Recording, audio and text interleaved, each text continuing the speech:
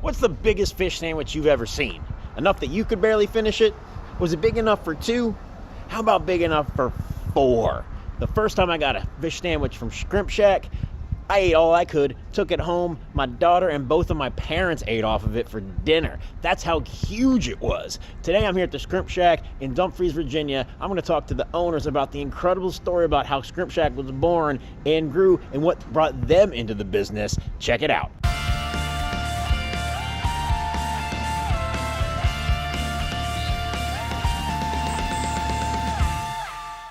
What's going on, everybody? Very excited to be in Dumfries, Virginia today at the Skrimp Shack with Michelle Baxter and Andrew Baxter, the owners of Dumfries Skrimp Shack. And as you can see, we have the fattest fish sandwich around. Their whiting sandwich that is as big as my head. And I cannot tell you the type of restraint it's taking for me right now not to dive in and have one of these amazing fillets that is sitting here in front of me. I can smell it. It smells amazing. You guys, tell me a little bit about your decision to open the Skrimp Shack. What went into that? Sure, yeah. So Michelle and I both come from corporate backgrounds, and our son had just turned about 1 when we started really having these conversations. And I was realizing that I had not gotten enough time with him. The amazing part about Facebook is that sometimes there are some things on there that inspire you, right? So I actually saw on Facebook that one of the guys I graduated with was actually on number 3. And so clearly some things were working out okay for him. Decided I would take him out, grab a coffee, and honestly just ask him how his experience was. And after that conversation, he felt good about it, I felt good about it. And we both actually decided to go ahead and figure out how to get in touch with Skrimp Shack Corporate. And from there, honestly, after the great interview, we figured out their faith background and who they were just in terms of their corporate policies and honestly the quality of the product. And it was a no-brainer. I saw Skrimp Shack first in Yorktown, Virginia. I'm down there all the time. And I went to that one, and I was like, man, this place is great. Whenever I would go down there, I'd go there, and I thought it was one place. Yeah. And then I was telling Michelle I was going around Richmond, and I drove by, and I literally almost wrecked. So I was like, wait a minute, is that Shack? Surprise, we're number 16, and they're over 20 now. I had no clue whatsoever. And so I was like, I got to look this up. And I'm like, I think at the time they had 12. Yeah. I was like, when did that happen? I thought this was one little hole in the wall. And they had 12 locations. And then I saw you guys open up here. And I'm like, yeah, not far away at all. Absolutely. They've really blown up. And like their story, like you mentioned, Mitch and Stacy, their story is really incredible. Absolutely. Guys, look it up. Mitch and Stacy's apartment is absolutely spectacular. How they're able to grow so fast and how they got into space. I mean, wow, incredible. Yeah. So talk a little about the food. Obviously, this is enormous. Absolutely. The first time I had it, I ate all that I could have, took it home, and my daughter and both my parents ate all of it that night for dinner. That's great. Yeah, the food is great. It's got a great southern style to it. What's cool is there's a lot of people up in this, I would say, Northern Virginia area who honestly missed it. You know, they moved from out of the area to up here. A lot of them are military background or have some sort of a government background. And honestly, they came from North Carolina, South Carolina, Georgia, Florida, all that stuff. And they missed some of the southern quality that we actually bring to the table. So the other piece is, I love the fact that people end up having to take our food home. It's always a good feeling when you see someone just completely stuffed and satisfied. Now they have to take a box home and they get to enjoy it another time. So we love that. And meeting the quick service market. So a lot of people don't have time for a sit-down dinner at a full-service restaurant, and so we offer that interim in between. Come in, grab your food, 15, 20 minutes, you're out the door on a busy night. And so that gives them a quick service solution to amazing seafood that they didn't have before. Right, that's a rare thing. They're fast food. Yeah, exactly. I don't like to call it fast food, but quick service. It is not. Like, your guys' model is different. Absolutely. It's delicious. It's the kind of thing most people, I think, would be kind of suspicious of. Absolutely. The quick serve model with, especially with seafood. But man, I can tell y'all, it's really good. It's an excellent sandwich, and as you can see, it's gigantic. And you guys have a whole lot of stuff on your menu. Talk about some of the other items on the menu. It's expansive. Like, I was honestly surprised for it. Absolutely. Like, oh, look at all this. Yeah, one of our most popular items is the po' boy, and you can top that with crab or with a fish of your choice. Catfish is a popular item, and we have a house recipe po' boy sauce, one of Mitch's tricks, and you can get that in mild or hot to kind of smother your goods there. So the po' boy sandwich is a toasted hoagie roll topped with shrimp, and then whatever toppings in addition to that in your sauce. We also have an others board, so you can get things way beyond just your fish and your shrimp or scrimp. So that would do things like your oysters and clams, your crab cakes, scallops. We have a fat combo that's kind of a mixture of all of those. So if you really want to sample our full servings, That's kind of the way to go there.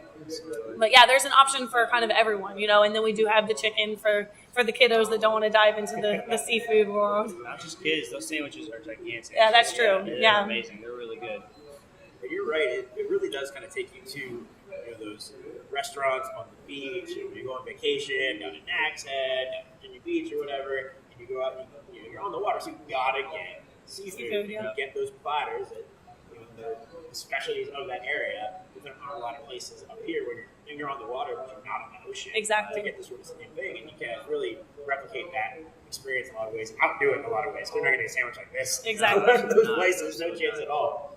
You also have really excellent sides. Yes. So someone like me, a Southern guy, sides are kind of like just as important as the main thing. Oh, absolutely. Absolutely. Talk a little about some of your guys' sides. So my favorite is the sweet potato fries and our collards. So that way you've got kind of your fry and then your healthier, our green.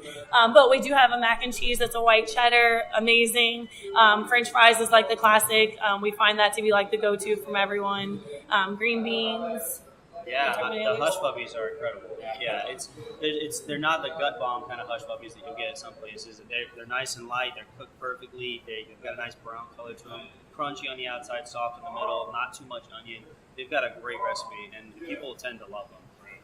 Anytime we sample them, those people immediately come back up and buy them. That was one of the first things I had at your grand opening. They're carrying around, and I was like, I do like some hush puppies. Yeah. Just the right amount of sweet too. Not too sweet, but just the right amount of sweet.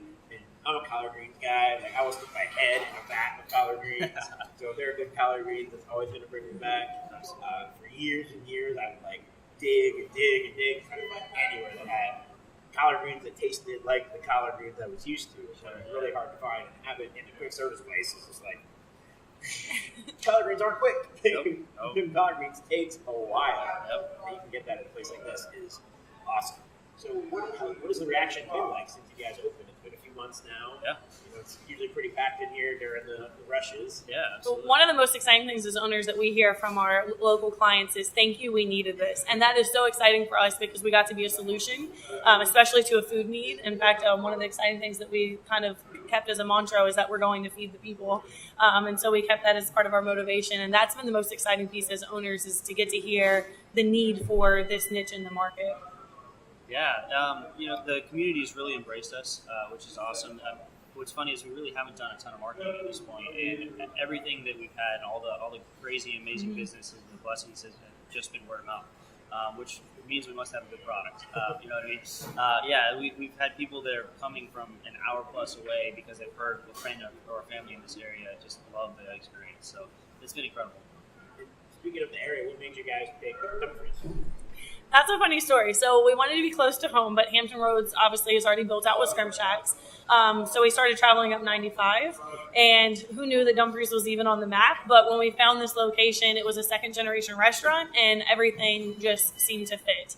As we started the project and working towards leasing the building, the check boxes just kept getting checked, and then here we are. So we kind of just kept the mantra of wanting to be close to home, but wanting to have in a perfect location. And this is actually one of the larger dining rooms for Skrimp Shack, and that was something that was important to me. I wanted outdoor seating. I wanted a space where people could gather. One of the things that Skrimp Shack focuses on is kind of being that home away from home for dinner, and I love that families can come and gather here in our larger dining room and enjoy dinner. I've seen that. You guys got a good spot. There's a decent amount of traffic coming through here, which is always a struggle for restaurants. I work with a lot of restaurants, and that's the places that don't get any foot traffic are the places that are always pulling their hair out. Yeah, we're on the way to Walmart, so that makes it a convenient. Yeah. All is well, cut that's through. true. The closer you can be to Walmart, the better Yes. it's going to be sometimes. And that's where everyone goes, right? So kind of touching back on, moving in here and getting into the space, what has your experience been like? You guys both came from a corporate world into running your own small business, a franchise. What has that been like? What are some of the lessons that you guys have learned getting into that? Yeah, well, so we both really tried to focus on our strengths. She was actually in kind of more of a corporate office setting. She's incredible on computers, and she does a lot of amazing things with organizations that just blow me away. I'm more of the hands-on, in-branch kind of person. I was running paint stores and commercial distribution branches, things like that. So I like being hands-on in the grind, I guess, if you will. Yep. And what's cool is, she enjoys it as well, and I like some of the paperwork stuff. But what's cool is we've been able to find a really great balance and figure out how to be really 50-50. So she handles a lot of the stuff that's back office or things that she can do remotely on a computer, and I'm able to be here in the branch and really work hands-on with customers and employees. And lessons learned for sure, at least hands-on, is just there are some things that before were in a handbook that you could just look at and figure out, like, all right, someone thought of this somewhere else. When you're in corporate America, whereas here we've had a little bit more of that, all right, who do we call, now that we're the guys that everybody turns to. And luckily, she's really great at, Googling and researching immediately and finding answers like that. So anytime I'm stuck or in a bind, she's able to make a phone call and she can help me out anytime. So it's really great. Yeah, the project management piece was huge in opening a restaurant. So there are constantly moving pieces, not to mention we're chasing a toddler at home. Yeah. So as a full-time mom and full-time business owner, project management was huge. And so it was just making sure that we were constantly following up on all the different moving pieces.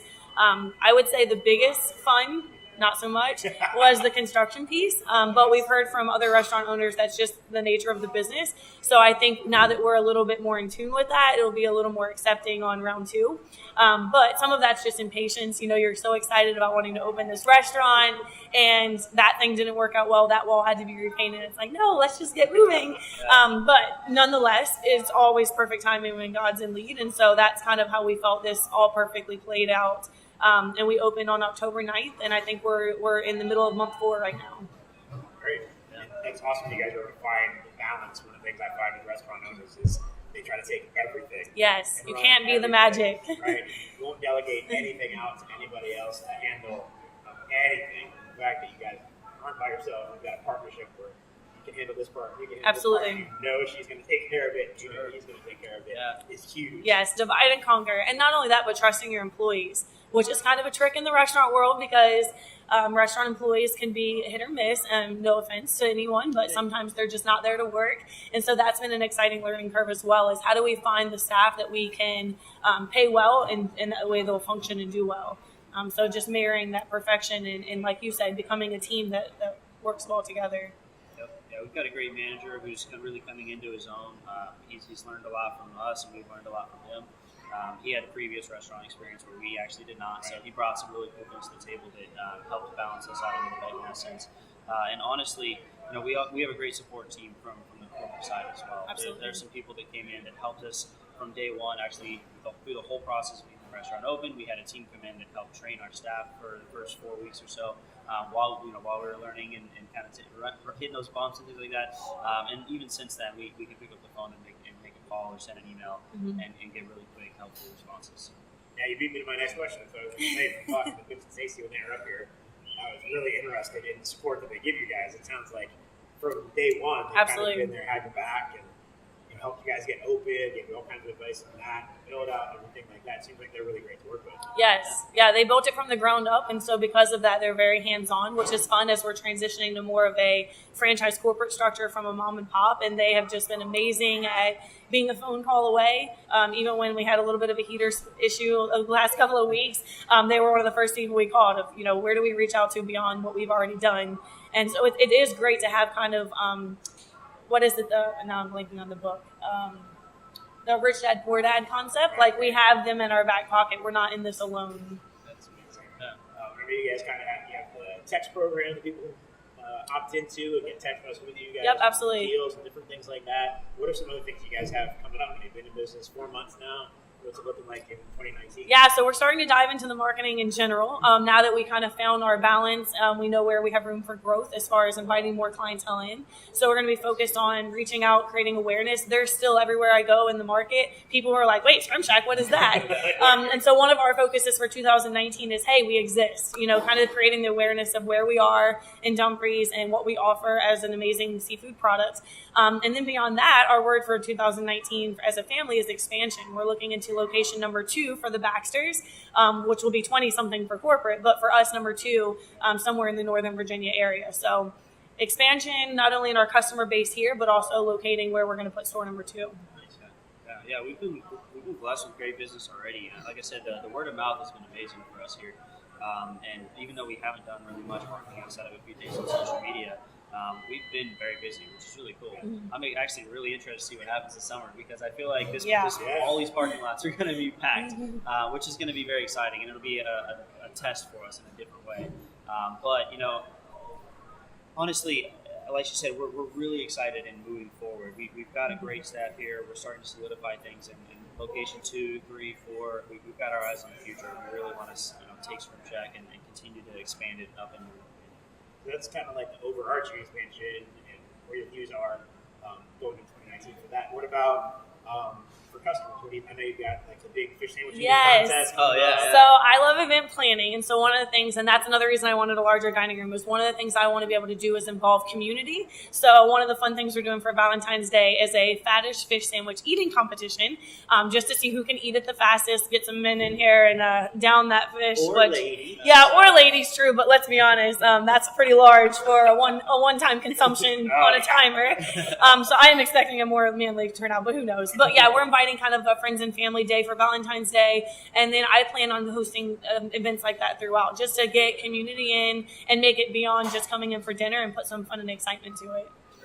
So that's the FATTEST fish sandwich eating contest is the only one on the calendar now, but there will be more to come for sure. Yeah, and we want to take advantage of our outdoor seating area that I demanded, and so we'll do some fun outdoor events too as we move forward through the summer. Like, you guys opened up in generally like the most challenging time of the year for restaurant owners going into the winter, especially like the first few months of the year. But you've got great business going on, and once the weather picks up, even more people in here. You've got tons of schools around here. Exactly. Like as long as you guys are with the community, that's going to be a good leverage point for you guys too. Absolutely. Yeah, we've had several of the football programs approach us. Actually, some things that we're considering doing partnerships with them, and we're interested in really seeing what we can do to just incorporate the whole group. Not just Woodbridge, but Dumfries and Triangle, Quantico, and all that stuff. So it should be fun. Great. I mean, I really enjoyed talking with you guys. I enjoyed getting to share your story with everybody who's going to be watching. Everybody, thank you so much for watching. If you're anywhere in your Dumfries, and by anywhere, I mean anywhere. Like, I live in Arlington, y'all. We're a stop off 95. I come down here to get a fish sandwich because look at this thing. Look at that. It's enormous. It's like a pound of fish or something on there. Come down, visit them Skrimp Shack, get yourself some fish, get yourself some seafood. Get some mush puppies. Yes. And banana pudding. Oh, that's right. I didn't mention the You better save room for sweets. I'm trying to lose weight, y'all. I came to the wrong place. Just go run after. Yes, I know. I'm just going to run home to Arlington to take in my car. Thank you guys so much for talking. Absolutely, thank you. It was a privilege having you in. Well, as I can't don't speak. know about that, but thank you. Hey guys, come down and check them out at Skrimp Shack. Thanks for watching. I'll get back with you soon.